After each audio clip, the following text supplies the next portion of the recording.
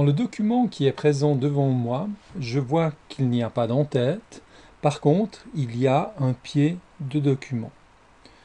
Alors ce que je vais faire, c'est je vais ajouter un en-tête. Ensuite, je vais venir modifier un petit peu le pied de page.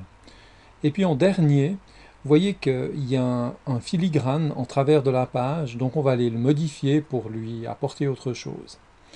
Donc, de manière à ce que je puisse maintenant sélectionner l'en-tête, alors je viens ici dans la partie insertion qui se trouve ici en haut, donc c'est l'onglet insertion que l'on sélectionne. Ensuite, je sélectionne la partie en-tête avec la petite flèche. Et puis là, on voit qu'on a différentes formes d'en-tête qui nous sont proposées. Donc moi, je vais choisir ici cette forme-là, qui est une ligne horizontale, dans laquelle, eh bien, voilà, j'ai déjà introduit le mot que je souhaitais avoir, qui est cahier d'exercice. Alors, je vais peut-être le simplifier pour le moment, et puis tout simplement marquer exercice. Exercice. Voilà, donc avec ça, j'ai rempli ma partie en-tête, donc je peux fermer mon en-tête. Et on voit que sur le document,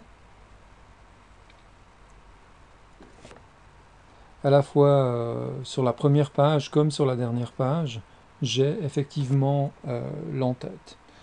Donc ce que je vais faire, je vais maintenant m'occuper du pied de page. Donc je vais venir ici, sélectionner le pied de page, et puis je vais non pas en insérer un, mais je vais aller le modifier. Et puis, par exemple, la partie qui était inscrite phone, je vais remplacer ça par l'abréviation tel pour téléphone.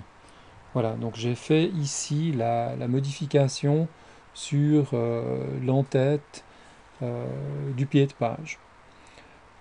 Donc je pourrais fermer et puis nous aurions à la fois l'en-tête et le pied de page qui sont bien définis. Maintenant, si vous avez été attentif tout à l'heure, on voit que sur la première page du document et sur la deuxième page du document, on a à la fois l'en-tête et le pied.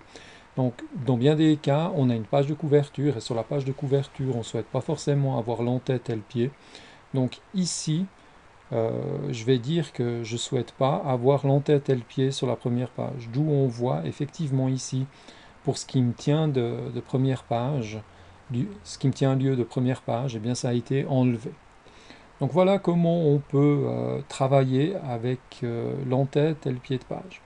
Maintenant, parfois dans le pied de page, il peut être intéressant d'insérer des champs un peu différents. Donc, par exemple, ce que je pourrais souhaiter insérer, c'est le nom du fichier, de manière à ce qu'on puisse facilement le retrouver. Alors pour ça, je vais dans la partie Quick Part qui se trouve ici, et puis ici, vous voyez que je peux décider d'insérer un champ. Donc je décide d'insérer un champ, et parmi les champs, bien, il y a beaucoup de possibilités, il y a beaucoup de choses qu'on peut mettre, mais dans mon cas très précis, ce que je cherche à mettre, c'est mettre le nom du fichier. Alors, ici, il y a une option, c'est-à-dire que je peux aussi ajouter le chemin d'accès au nom du fichier, ce qui est pas mal pour localiser le fichier. Dans mon cas, c'est peut-être un petit peu trop volumineux, donc je vais me contenter de mettre le nom du fichier. Voilà, donc on voit déjà que simplement le nom du fichier, ça me pose un petit peu des problèmes de taille, parce que j'ai un petit peu trop d'informations dans mon pied de page. Donc je vais tout simplement simplifier en mettant des initiales, et puis voilà.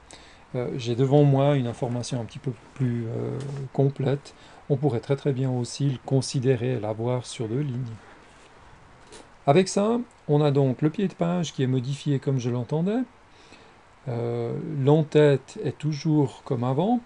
Maintenant, ce qui m'intéresse, c'est de quitter cette partie-là et puis de repasser dans la mise en page de manière à pouvoir traiter le filigrane qu'on voit qui est actuellement intitulé à modifier.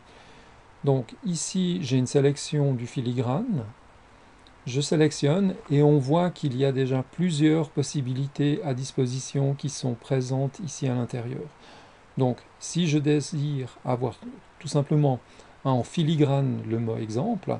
Alors il me suffit de le sélectionner, j'ai maintenant à modifier qui est remplacé par exemple, mais dans mon cas, peut-être que je souhaite avoir un texte personnalisé. Donc dans ce cas-là, je viens ici à personnaliser, une nouvelle fenêtre s'ouvre dans laquelle j'ai le texte exemple que je peux remplacer par un texte que je souhaite. Et le texte que je vais mettre, je vais tout simplement marquer entreprise pour qu'on sache que c'est propre à l'entreprise. Donc je ferme cette fenêtre et on va voir qu'en filigrane, j'ai effectivement ici le mot entreprise qui est venu s'insérer. Donc voilà, on a vu l'entête, on a vu le pied de page, on a vu comment faire des modifications dans l'entête et dans le pied de page, et puis on a vu comment ajouter un texte en filigrane. À bientôt pour d'autres aventures!